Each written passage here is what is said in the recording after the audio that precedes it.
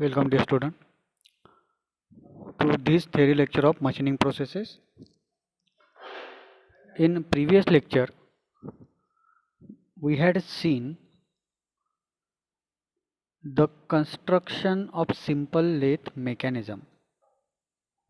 तो हम कौन सा लेथ देख रहे हैं? सेंटर लेथ और इंजन लेथ जिसे कहते हैं, उसके कंपोनेंट्स वाइज हम देख रहे थे। पहला कंपोनेंट जो हमने डिटेल में देखा था वो था bed. So now we will move towards the next component. It is headstock.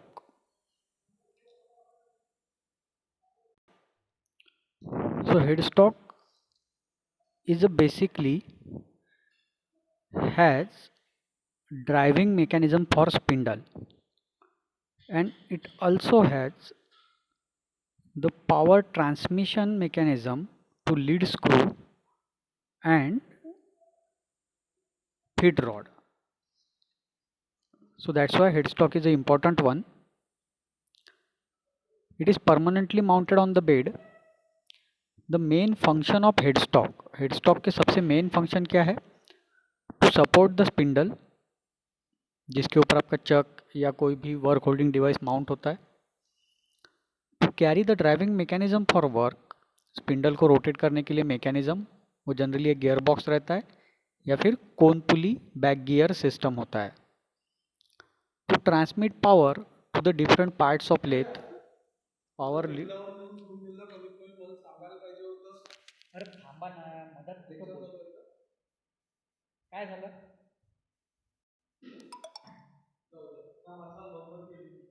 काय नाही. डिस्कस करायसाठी सांगितलं होतं.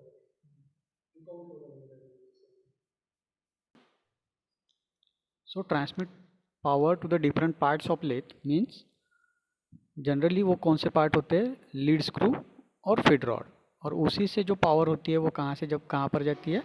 आपके एप्रन मैकेनिज्म में या कैरेज मैकेनिज्म में. It consist of the headstock casing to accommodate all the parts within it including gear train arrangement. तो हेडस्टॉक में क्या होता है? पहले तो केसिंग यानी आउटर केस होता है. Now types of headstock mechanism for driving spindle. अब स्पिंडल ड्राइव करने के लिए कौन से मैकेनिज्म होते हैं? First one is a back gear cone pulley type. Second one is all gear drive type. तो एक मैकेनिज्म होता है जिसमें गियर और कोन पुली अरेंजमेंट का यूज़ किया जाता है मोशन ट्रांसमिट करने के लिए. और दूसरा टाइप का एक मैकेनिज्म होता है जिसमें पूरे गियर ही होते हैं. So there are two mechanism basically in headstock. ये कौन से मैकेनिज्म के बारे में हम बोल रहे हैं? हेडस्टॉक के मैकेनिज्म. नाउ पहला मैकेनिज्म हम देखते हैं, back gear cone pulley type. So this is actually the mechanism. Now let's see how it work. See, ये गियर आपको दिख रहा है, इसे कहते हैं कंपाउंड गियर. कंपाउंड गियर इसलिए क्योंकि एक ही स्पिंडल पर या एक शाफ्ट के ऊपर दो गियर माउंट है. दो एंड पे दो गियर देख सकते हो आप, B1 एंड B2. और इसके जो एंगेजमेंट वाले गियर है वो आपको दिखेंगे दूसरे शाफ्ट के ऊपर, जो नीचे शाफ्ट है. तो यहाँ पर एक गियर है और दूसरा गियर यहाँ पर है. So in between this two there are 1, 2, 3 and 4 pulleys. Total 4 pulleys है. अब इम्पॉर्टेंट चीज ये है, this two gear that is B2 and B1, ये दोनों जो गियर है these are fixed on shaft. Fixed on shaft means shaft rotates, it rotate with the gear, and if gear rotate it will also rotate the shaft. So this complete assembly, that is B1, B2 and center shaft, this is single piece. इसे lock कर दिया जाता है एक दूसरे के साथ ताकि ये as a single piece work कर सके. तो शाफ्ट रोटेट होगा तो गियर रोटेट होंगे, और गियर रोटेट होगा तो शाफ्ट भी रोटेट होगा. But it is not similar case with the bottom gear train. जो बॉटम में आपको गियर ट्रेन है जिसमें सेंटर में पुली है, it is not exactly same thing. तो यहाँ पर क्या है, यहाँ पर जो P1 गियर आपको दिख रहा है, छोटा पिनियन, ये P1 गियर होता है, ये होता है शाफ्ट के साथ fix, it is fix with the shaft. But the bull gear, यहाँ देखिए नीचे बुल गियर लिखा हुआ है, दिस इज G1 गियर जो B2 के साथ कनेक्ट होता है। तो ये गियर एक्चुअली शाफ्ट के साथ कनेक्टेड नहीं होता है, it is not connected with the shaft. तो इसे कनेक्ट करने के लिए यहाँ पर एक लॉक पिन दिया गया है। इस लॉक पिन को अगर हम एंगेज करते हैं तब ये पूरा सिस्टम एक सिंगल यूनिट जैसा रन करेगा, otherwise this gear will not be with the remaining system. ये गियर तो रोटेट होगा लेकिन रिमेनिंग सिस्टम रोटेट नहीं होगा अगर पिन अनलॉक है तो, और रिमेनिंग सिस्टम रोटेट होगा तो गियर रोटेट नहीं होगा, मतलब ये गियर फिक्स नहीं है। लेकिन P1 गियर आपका फिक्स है, G1 गियर फिक्स नहीं है। जो बैक गियर अरेंज होता है तो कुछ इस तरह से दिखता है आपको। सेकंड डायग्राम देखिए, बैक गियर एंगेज, ये नॉट एंगेज मतलब दोनों गियर अलग अलग डिस्टेंस पे है, मतलब एक दूसरे के साथ एंगेज ही नहीं है। B1 P1 के साथ एंगेज नहीं है और G1 B2 के साथ एंगेज नहीं है। एंगेज का मतलब हम इसे नीचे की तरफ लेके आएंगे। देखिए यहाँ पर एक लीवर है, लीवर L आपको दिख रहा है, इस लीवर को अपवर्ड करेंगे, ऊपर के डायरेक्शन में करेंगे तो ये गियर एक डिस्टेंस पे आ जाएंगे ऊपर, और इसे डाउनवर्ड मूव करेंगे, सेकंड डायग्राम में देखिए, तो ये एंगेज पोजीशन पर आ जाएंगे। तो अब ये बैक गियर एंगेज हो चुका है। तो अभी आप सिर्फ कंस्ट्रक्शन पे ध्यान दीजिए, बाद में मैं बताता हूँ कि इसका क्या मतलब है या ये कैसे वर्क करता है, ये लॉक पिन क्यों गिवन है, ये हम नेक्स्ट पेज पर देखते हैं, नेक्स्ट स्लाइड में देखते हैं। Back gear cone pulley type, it is used to obtain wide range of spindle speed, 3 lower 3 higher speed if 3 step cone pulley is used। अब जितनी नंबर ऑफ कोन पुली आप use करोगे, कोन पुली मतलब ये पार्ट, ये सेंटर पार्ट, तो यहाँ जितने नंबर कोन पुली आप यूज करोगे वो आपके प्राइमरी स्पीड रहेंगे। मतलब अभी जो नॉट एंगेज पोजीशन है उस पोजीशन पर जितनी कोन पुलीज उतने स्पिंडल स्पीड।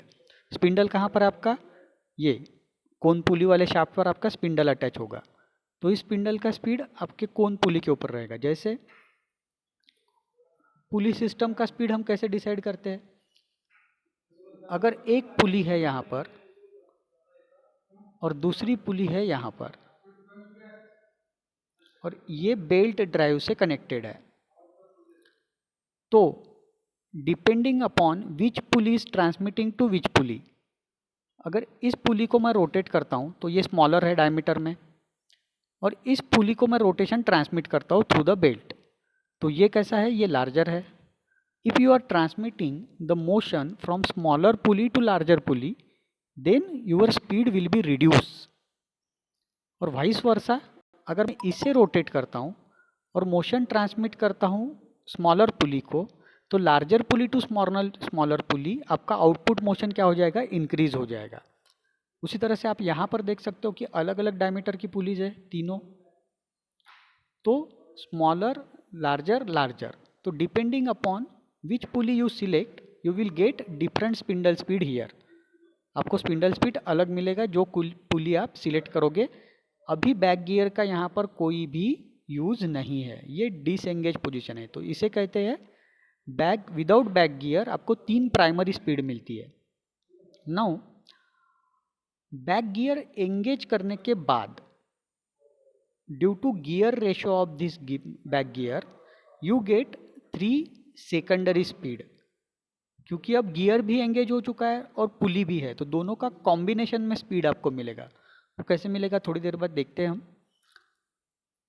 तो ये बात ध्यान में रखना, 3 स्पीड आपको मिलेंगे विदाउट एंगेज और 3 स्पीड मिलेंगे एंगेज पोजीशन पर, तो टोटल मिला के 6 स्पीड होते हैं, 6 स्पीड्स। तो ये सिस्टम आपको 6 स्पीड प्रोवाइड करेगा। आप नंबर ऑफ पुलिस बढ़ाओ उतने स्पीड मल्टीप्लाई बाय 2 स्पीड बढ़ेंगे आपके using back gear and cone pulley system. Now तो क्या कहते हैं हम, 3 lower 3 higher speeds if 3-step cone pulley is used. 3 lower 3 higher. Higher कहाँ मिलेंगे? विदाउट एंगेज में. लोअर स्पीड मिलेंगे एंगेज पोजीशन पर. Now to have slow speed of spindle मतलब लोअर स्पीड कब मिलेंगे? Required for turning large diameter work piece, turning hard material and for operation like thread cutting, reaming etcetera. अब low speed क्यों ज़रूरी है? तो ये बहुत काम में आती है लो स्पीड. स्पिंडल की जो स्पीड है वो कम स्पीड कब यूज़ करते हैं हम? जब बहुत ज़्यादा लार्ज डायमीटर का वर्क पीस आप मशीन्ड कर रहे हो, वर्क पीस का डायमीटर बहुत ज़्यादा लार्ज, या फिर बहुत ज़्यादा हार्ड मटेरियल है, मटेरियल सॉफ्ट नहीं है, तो हम लो स्पीड यूज़ करते हैं. जनरली हमने क्या देखा है? कटिंग स्पीड ज़्यादा होनी चाहिए, but except for this material, जैसे बहुत ज़्यादा डायमीटर लार्ज है तो हमें स्पीड कम चाहिए, या बहुत हार्ड मटेरियल है तभी भी स्पीड कम चाहिए, या फिर जैसे ऑपरेशन हो गए कुछ special thread cutting operation, rhyming operation, इसके लिए भी हमें लो स्पीड की ज़रूरत पड़ती है.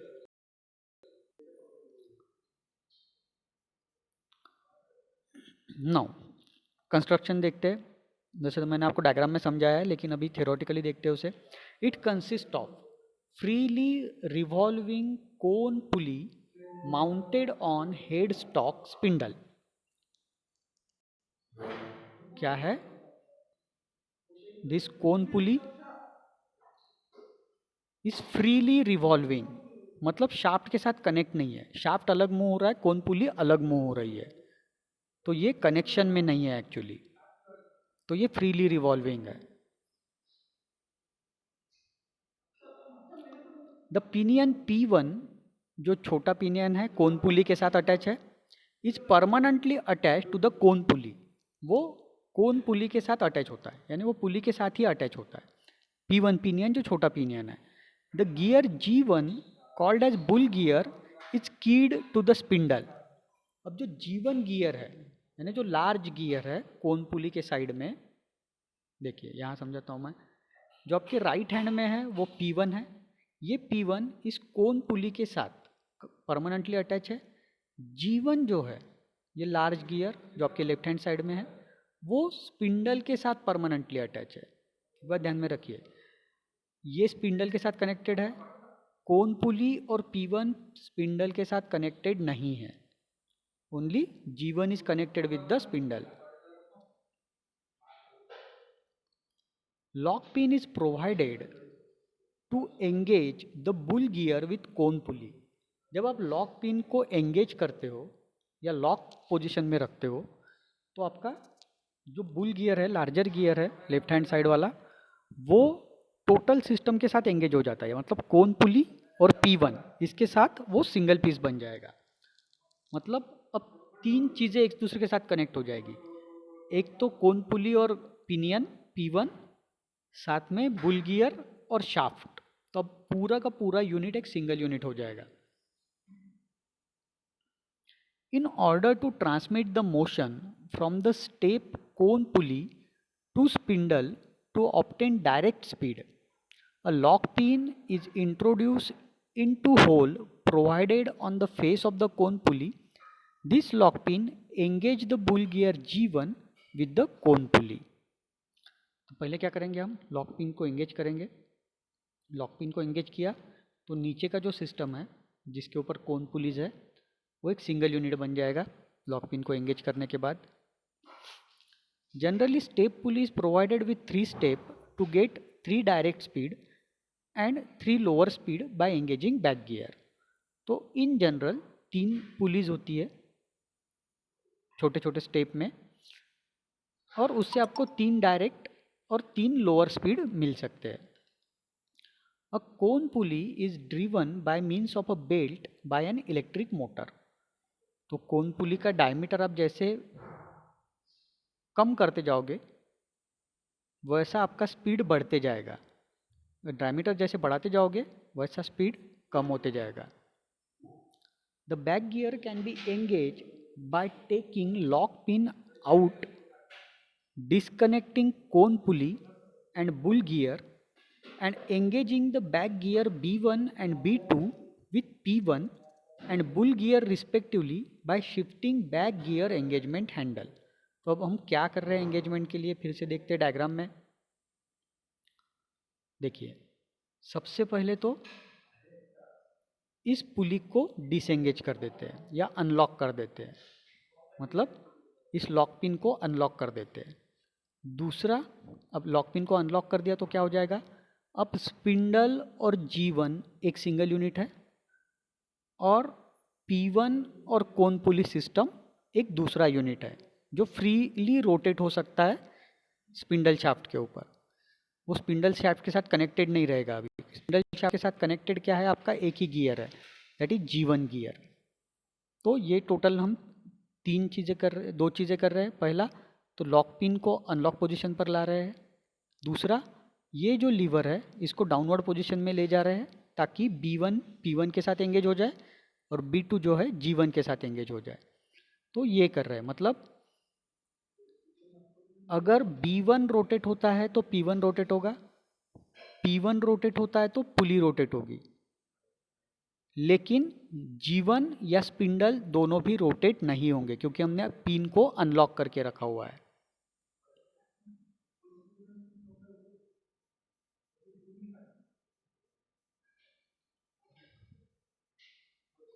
When back gear is engaged, the spindle speed reduces considerably, about 1/9, as gear B1 is made 3 times larger than P1 and bull is made 3 times larger than B2।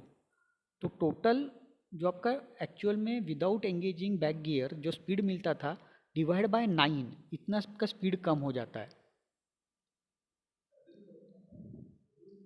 When back gear is engage, तो speed कैसे मिलते हैं आपको, engage होने के साथ कुछ इस तरह से, TP1 मतलब TP1 divide by TB1 multiply by TB2 divide by TG1। ये कब होगा, जब कोन पुली 1 हम सिलेक्ट करेंगे, स्टेप 1। उसके बाद स्टेप 2 के लिए सेम रेशो, लेकिन अब स्टेप के वजह से आपका स्पीड चेंज हो जाएगा, और स्टेप 3 के लिए सेम रेशो। और डायरेक्ट स्पीड में गियर रेशो का कोई काम नहीं है, directly belt is on step 1, step 2, step 3। तो टोटल मिला के 6 स्पीड मिलेंगे आपको, वेयर NS जो ऊपर का न्यूमरेटर वाला टर्म है, NS is a spindle speed, मतलब जो आपको फाइनल स्पीड मिलेगा, आउटपुट स्पीड, जो स्पीड आपका वर्कपीस को ट्रांसमिट होगा वो है NS। NC is a cone pulley speed, cone pulley की स्पीड पे घूम रही है वो स्पीड है आपका NC। तो ये न्यूमरेटर और डिनोमिनेटर एक रेशो हो गया। अब TP1 TB2 ये क्या है, These are number of teeth on gear P1 B1 B2 G1 respectively. तो इसे कहते हैं हम गियर रेशो। तो अब इसका वर्किंग कैसे होता है,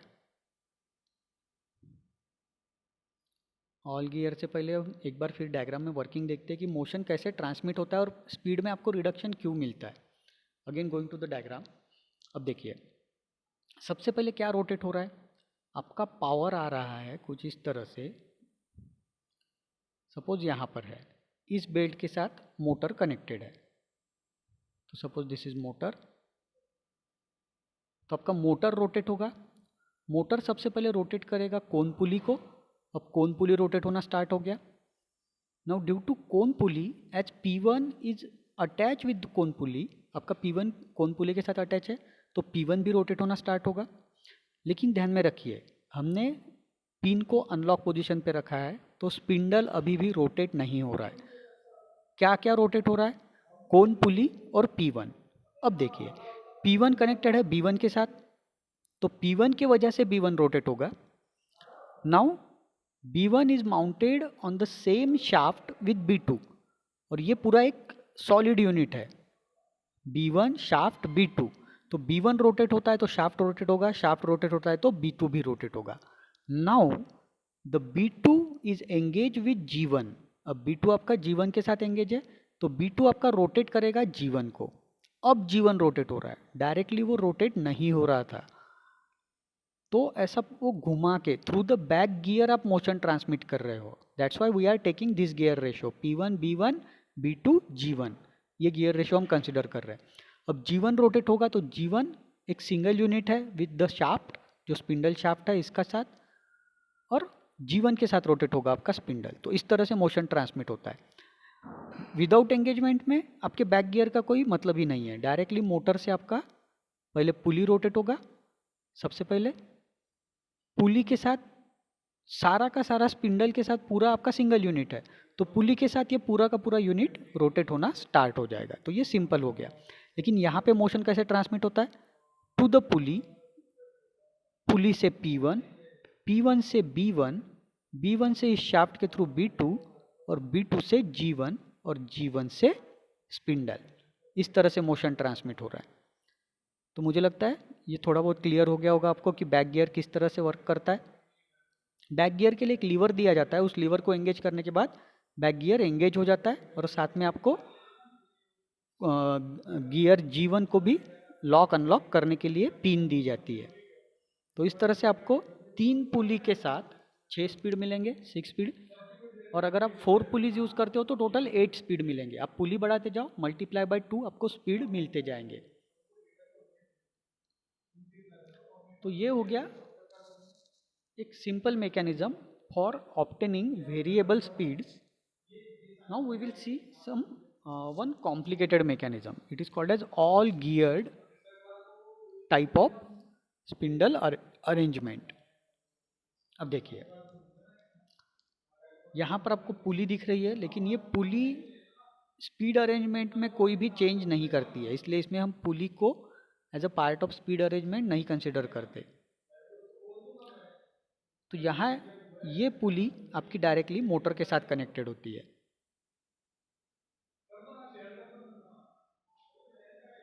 यहाँ इलेक्ट्रिक मोटर होगी, इलेक्ट्रिक मोटर रोटेट करेगी इस शाफ्ट को जो पुली के साथ माउंटेड है।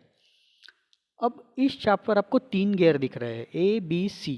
सबसे जो 1 नंबर का शाफ्ट है, यहाँ पर देखिए नंबरिंग दिए गए हैं 1 2 3। तो ऑन शाफ्ट नंबर 1 ये सबसे पहले रोटेट होगा, शाफ्ट नंबर 1। इस पे 3 गियर्स है A B C। ये तीनों गियर शाफ्ट के साथ ही रोटेट होंगे, यानी शाफ्ट के साथ वो एक तरह से लॉक कर दिए गए हैं। लेकिन लॉक कैसे? Lock only for the rotation, वो लीनियर मोशन के लिए लॉक नहीं है। It is locked only for the rotation, मतलब शाफ्ट रोटेट होगा तो गियर रोटेट होंगे, या वाइस वर्सा, गियर रोटेट होंगे तो शाफ्ट भी रोटेट होगा। अब तीनों गियर रोटेट होना स्टार्ट हो जाएंगे, लेकिन ये करंट पोजीशन देखिए, बी आपका कनेक्टेड है ई गियर के साथ। ई गियर है सेकंड शाफ्ट पर, दैट इज शाफ्ट नंबर 2। तो ई रोटेट करेगा क्योंकि वो बी के साथ कनेक्टेड है और बी रोटेट हो रहा है। तो कनेक्शन में अगर गियर है तो दोनों रोटेट होना कंपलसरी है। This will rotate the complete shaft. अब ये कंप्लीट शाफ्ट 2 को भी रोटेट करना स्टार्ट करेगा, क्योंकि ये भी गियर कैसे है, it is fix for rotation, rotation के साथ फिक्स है। अब क्योंकि E कनेक्टेड है H के साथ, अब और H माउंटेड है 3 के ऊपर, तो फाइनली आपका स्पिंडल रोटेट होना स्टार्ट करेगा, क्योंकि 3 is nothing but your spindle shaft. 3 आपका क्या है? Spindle shaft. अब मैंने ये क्यों कहा था कि गियर ABC और गियर GHI, मतलब गियर शाफ्ट नंबर 1 पे जो ABC गियर है और शाफ्ट नंबर 3 पर जो GHI गियर है, these gears are fixed to rotate, but यहाँ पर आप देखिए स्लॉट दिया गया है। कहाँ पर? ये देखिए यहाँ पर, ये ऑब्जर्व कीजिए, this is slot. This slot is given so that gear ABC and GHI can be slided. उसको हम लीनियरली इस मोशन में स्लाइड कर सकते हैं शाफ्ट के ऊपर, due to this shaft. Centre जो शाफ्ट है उसके ऊपर कोई भी स्लॉट नहीं है। तो ये गियर DEF ये अपने पोजीशन पर भी फिक्स है और शाफ्ट के साथ भी फिक्स है, मतलब रोटेशन के लिए भी फिक्स है और लीनियर मोशन के लिए भी फिक्स है। But ABC and GHI are only fix for rotation, shaft के साथ रोटेट जरूर होंगे, but they can be slided, linear motion उसका फिक्स नहीं किया गया है। तो इसका फ़ायदा क्या होता है? इसी के वजह से हमको मल्टीपल स्पीड मिल सकते हैं। अब देखिए पहला स्पीड मिला आपको BEH। अब मैंने बी को अपने पोजीशन से हटा लिया और इस ए को डी के साथ, ए जो गियर है मैंने यहाँ पर लाया, अब वो कनेक्ट हो गया डी के साथ, और इस जी को मैंने यहाँ पर नीचे लेके आया। तो अब मोशन कैसे ट्रांसमिट होगा? From A to D, D to G. ये एक मेथड हो गई। दूसरा है सी को मैं यहाँ पर लेके जाऊँगा, ए फिर से अपने जगह पे आ जाएगा, सी अब मूव करूँगा मैं, वो कनेक्ट करूँगा एफ के साथ, और जी को फिर से अपने पोजीशन पे, ओरिजिनल पोजीशन पे लेके जाऊँगा, और इस केस में आई मैं यहाँ पर लेके आऊँगा। तो अब मोशन कैसे ट्रांसफर हुआ? C F I. तो इस तरह के बहुत सारे कॉम्बिनेशन हम यहाँ पर कर सकते हैं, क्योंकि यहाँ पे टोटल 9 गियर है। तो 9 गियर में आप ऐसे बहुत सारे कॉम्बिनेशन बना सकते हो, और हर कॉम्बिनेशन से आपको डिफरेंट स्पीड मिलेगी। क्यों? Because each gear has a different diameter, और इस डिफरेंट डायमीटर की वजह से आपको हर गियर में अलग अलग स्पीड मिलेगी। तो वो किस तरह से मिलती है, देखिए पहले तो थ्योरेटिकली समझ लेते हैं। मैंने आपको डायग्राम बताई अभी। To obtain various spindle speed, modern lathes incorporate all gear head stocks. जो कोनपुली बैक गियर टाइप था वो पुरानी लेथ में था, लेकिन अभी जो एकदम मॉडर्न लेथ आई है उसमें कौन सा रहता है? ऑल गियर्ड, जो मैंने अभी ऊपर बताया आपको। Headstock speed are obtained through a series of gear combination. अब कॉम्बिनेशन कैसे करते हैं मैंने आपको बताया। 2 शाफ्ट होते हैं जिसमें आप लीनियर मोशन दे सकते हो, एक शाफ्ट होता है जिसमें लीनियर मोशन नहीं होता है। लेकिन जिसमें लीनियर मोशन है उसे अलग अलग पोजीशन पर सेट करके आप गियर के कॉम्बिनेशन बना सकते हो शाफ्ट को रोटेट करने के लिए, और हर कॉम्बिनेशन आपको एक अलग स्पीड देगा।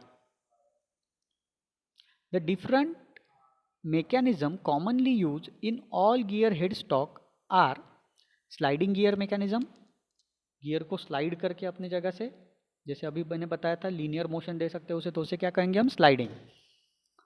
स्लाइडिंग क्लच मैकेनिज्म, गियर को स्लाइड करने की जगह पे हम एक क्लच यूज़ करते हैं, जैसे ऑटोमोबाइल में यूज़ होता है।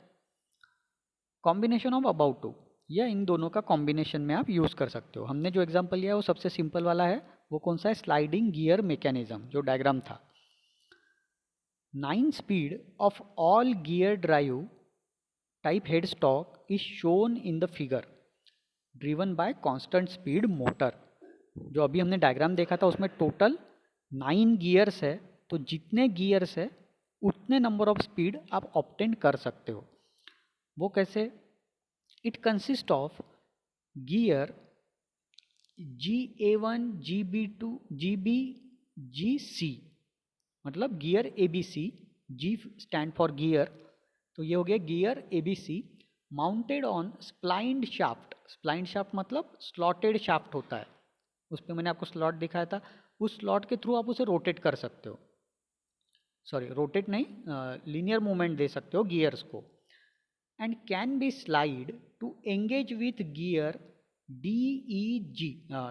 DEF, मतलब जो फिक्स गियर है सेकंड शाफ्ट के ऊपर, उसके साथ आप स्लाइड करके उसे मेश या एंगेज पोजीशन पर ला सकते हो। Gear DEF is keyed to intermediate shaft. Intermediate मतलब जो सेंटर में शाफ्ट है उसके ऊपर फिक्स होते हैं, वो स्लाइड नहीं हो सकते। Another gear set of gear GHI, third shaft की बात कर रहे हैं हम, जो स्पिंडल का शाफ्ट है, mounted on a shaft with spline. इसके ऊपर भी स्प्लाइन है, मतलब इसे भी आप स्लाइड करके एंगेज कर सकते हो। 9 different speed can be obtained in this head stock, जो डायग्राम में दिखाया गया है। विथ 9 गियर आप 9 अलग अलग स्पीड ले सकते हो, which are in geometric progression. Gear combination for speed, अब देखिए ये अलग अलग कॉम्बिनेशन आप बना सकते हो। जैसे मैंने ए गियर शाफ्ट नंबर 1 को एंगेज किया डी गियर के साथ, और डी गियर को एंगेज किया शाफ्ट नंबर 2 के जी गियर के साथ जो शाफ्ट नंबर 3 पे है, तो ये पहला कॉम्बिनेशन हो गया। ऐसे बहुत सारे कॉम्बिनेशन आप बना सकते हो। जैसे देखिए सेकंड, बी को एंगेज किया ई के साथ और डी को एंगेज किया जी के साथ। इसी तरह से ई को एफ के साथ और डी को जी के साथ, ए को डी के साथ और एफ को एच के साथ। तो ऐसे टोटल 9 कॉम्बिनेशन पॉसिबल है थ्रू दिस गियर सेट। और जैसे आप कॉम्बिनेशन चेंज करोगे आपको एक अलग स्पीड मिलेगा। तो 9 कॉम्बिनेशन मतलब total 9 speeds will be available. Advantage over cone pulley and back gear mechanism. All gear head stock के एडवांटेज क्या है? More compact and wider range of spindle speed. Cone pulley से ज़्यादा स्पीड मिलते हैं आपको और थोड़ा कॉम्पैक्ट होता है compare to cone pulley and back gear. No belt shifting is necessary. Cone pulley back gear में आपको हर बार स्पीड चेंज करने के लिए बेल्ट को एक स्टेप से दूसरे स्टेप पे शिफ्ट करना पड़ता है। यहाँ पर ऐसा कुछ नहीं है, आप स्लाइड करके गियर को एक दूसरे के साथ मेश कर सकते हो। Vibration of spindle is minimum. All geared में स्पिंडल में वाइब्रेशन कम आते हैं। Change in spindle speed are made quickly by shifting 1 और 2 लीवर इन डिफरेंट पोजिशन। यहाँ शिफ्टिंग बहुत फास्ट होता है, स्पीड आप बहुत फास्ट चेंज कर सकते हो compare to cone pulley back gear arrangement. So for today's lecture this much is sufficient. Third जो है टेल स्टॉक अब हम नेक्स्ट लेक्चर में लेंगे। Okay, good day.